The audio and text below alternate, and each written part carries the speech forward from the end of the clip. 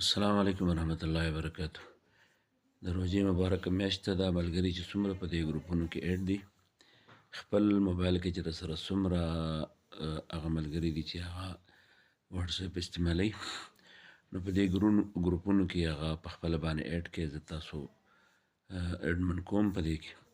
نو په دې وجه باندې تاسو دا اډ کړئ. د دې دپاره نه چې ګنې زما پسې پروموشن کي، زما د دې پیج پسې پروموشن کي، بلکې په دې غرض چې د روژې میاشت ته که چېرته یو آیت زده کړي، نو زموږ دپاره به د صدقه جاریې صورت اختیار کړي زما او ستا دپاره، او هغه به زده کړه وکړي.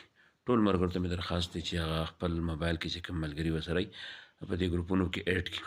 په خپله باندې ستاسو په دې ګروپ باندې اډ اپشن راځي، نو بس چې ګروپ کې ښکته لاړ شي هلته اډ کنټیکټ، نو بس هغه اډ کې چې کوم دی نو ممبر اډ ممبرس کې چې څونه پکې ممبران اډ کوئ په خپله اډ کې، زه به بیا اپروو کوم. جزاک الله.